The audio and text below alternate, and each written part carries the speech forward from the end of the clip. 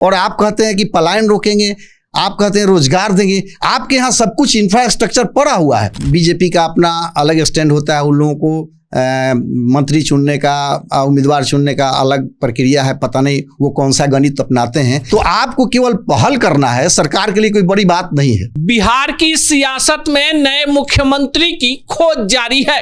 जल्द ही बिहार को नया मुख्यमंत्री मिल जाएगा, लेकिन बिहार के सारण जिले के लोगों को 2025 के विधानसभा चुनाव के बाद अपने जिले से एक मंत्री की तलाश है। और आज हमारे साथ स्टूडियो में बातचीत करने के लिए सारण जिले के वरिष्ठ पत्रकार और दैनिक हिंदुस्तान से जुड़े सच्चिदानंद ओझा जी हैं। इनसे हम पड़ताल करेंगे कि 10 विधानसभा सीट वाले सारण में जहां की जनता ने 7 सीटें एनडीए को दी है, तो फिर नीतीश मंत्रिमंडल या इसके बाद गठित होने जाने वाले मंत्रिमंडल में सारण की हिस्सेदारी क्यों नहीं है। सच्चिदा जी, सबसे पहले स्वागत है। धन्यवाद आपके दर्शकों को भी और आपके चैनल को भी।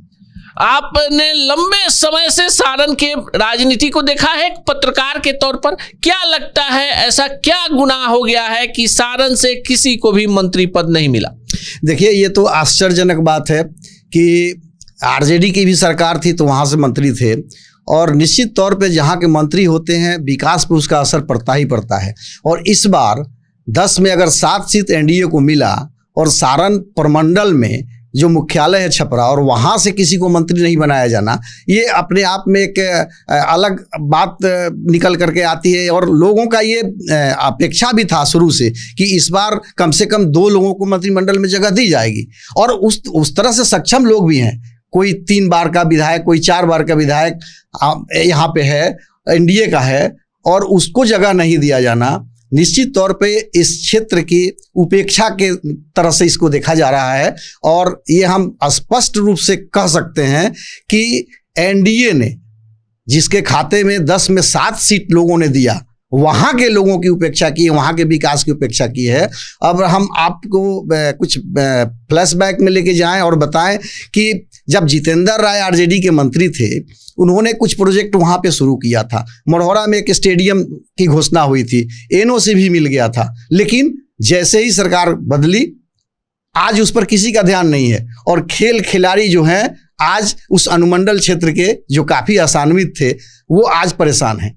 इसी तरह से आप मेडिकल के फील्ड में देख लीजिए, आप ये यूनिवर्सिटी का देख लीजिए, कहीं भी कोई डेवलपमेंट रुका नहीं है और कोई मॉनिटर नहीं कर रहा है। तो सारण की जनता जिस विश्वास भरोसा के साथ एनडीए को 10 में 7 सीट दी, उस जगह का उपेक्षा ऐसा कभी सोचा लोग नहीं था। और हम आशा करते हैं कि जो अब नई सरकार बने उसमें सारण से कम 2 लोगों को जगह मंत्रिमंडल में जरूर दी जाए, ताकि उस प्रमंडल के मुख्यालय के जो आसपास के क्षेत्र हैं उसके विकास की जो रफ्तार है वो तेजी से आगे बढ़ सके। सच्चिदा जी, बात कर लेते हैं सारण की, चूंकि चर्चा अब सारण की हो रही है और इस मंत्रिमंडल में सारण से कोई नहीं है। नई सरकार हो जाएगी, नीतीश कुमार इस्तीफा देंगे, नए मुख्यमंत्री आएंगे। आपको क्या लगता है, कुछ बुनियादी सवाल है जिस पर लगातार आपकी कलम चलती है, और उसमें है विश्व प्रसिद्ध मढ़ौरा का मॉर्टेन चॉकलेट और मढ़ौरा औद्योगिक इकाई की बर्बादी। इन विषयों को किस रूप में लेते हैं? देखिए, केवल मढ़ौरा के जो ये चीनी मिल और बकिए जो फैक्ट्री, मॉर्टेन फैक्ट्री थी, सारण इंजीनियरिंग फैक्ट्री थी, केवल ये मढ़ौरा की बात नहीं है। उत्तर बिहार में औद्योगिक नगरी के रूप में जाने जाने वाले मढ़ौरा का एक जो सम्मान था पूरे देश के स्तर पर, या यूं कहें कि अंतर्राष्ट्रीय स्तर पर, जो मढ़ौरा शुगर फैक्ट्री है, वो ऐसे तो जीके में ये पढ़ाया जाता है कि मढ़ौरा चीनी मिल जो भारत की प्रथम चीनी मिल है, लेकिन ये भारत की दूसरी चीनी मिल है जो रवेदार चीनी बनाने में पूरे नेशनल लेवल पे नंबर 1 थी। उसी तरह से सारण इंजीनियरिंग एशिया का सर्वोत्तम रोलर निर्माता थी, और वो पहली ऐसी फैक्ट्री थी भारत की जो बैंक लोन से मुक्त हुई थी, और ग्रेच्युटी एक्ट उसके कहने पर बना था भारत सरकार में। ये सबसे बड़ी बात है।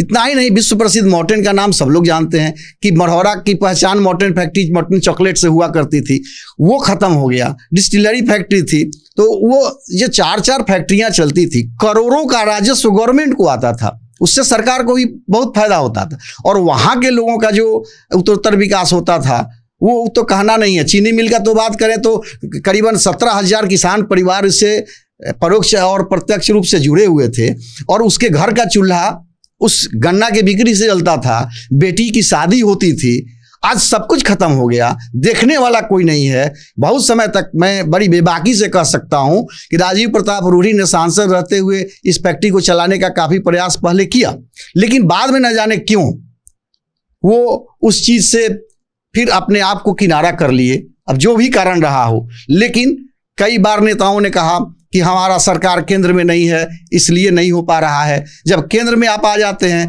तो कुछ लोग कहते हैं कि हमारा बिहार में नहीं है, और जब बिहार और केंद्र दोनों में आप हो गए तब फिर कौन सी परेशानी आ गई कि फैक्ट्री नहीं चल पाई, क्या समस्या आ गई। अब जब सरकार उद्योग को बढ़ावा दे रही है और चीनी मिल को भी उस दायरे में लाया गया है, लेकिन अभी तक जो सर्वे का काम होना चाहिए, जो एक बुनियादी जो वहाँ पे व्यवस्था होनी चाहिए, वो अभी तक शुरू नहीं की गई है। 578 एकड़ ज़मीन और मिल हाउस का मिला लें तो 610 एकड़ ज़मीन भारत के अन्य किसी शुगर फैक्ट्री को नहीं है, और वो भी काफ़ी कीमती ज़मीन है इसके पास। तो अगर कोई व्यक्ति को दे दिया तो 300 करोड़ काफ़ी है।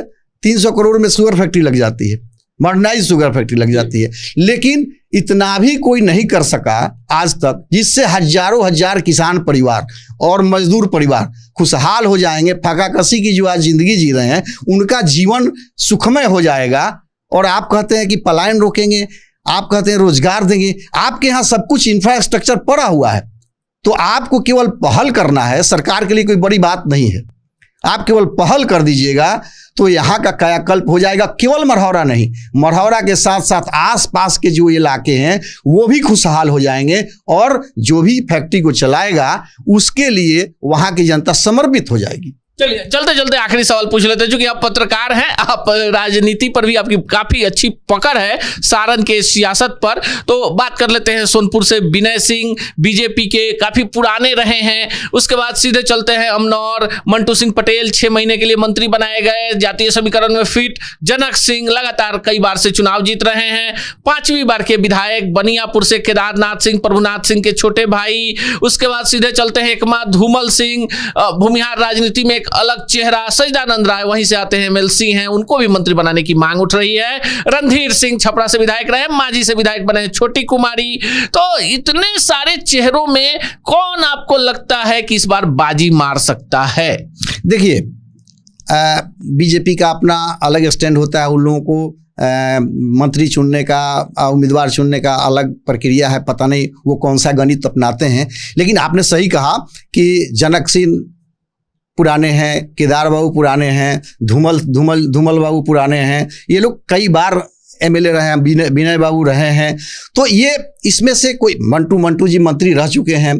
तो हमारा ये कहना है कि इसमें से कोई आदमी ऐसा नहीं है जो अक्षम है, बन सकता है। मेरा सिर्फ ये कहना है, मैं किसी व्यक्तिगत किसी एक आदमी को नहीं कह सकता। अब सारण से सजदानंद राय IITN है, बहुत बेहतर हैं, वो किसी भी तरह से कम नहीं है। सारण के ही रहने वाले डॉक्टर संजय मयूख काफ़ी बेहतर हैं, उनको भी मंत्रिमंडल में जगह मिलना चाहिए हमारी।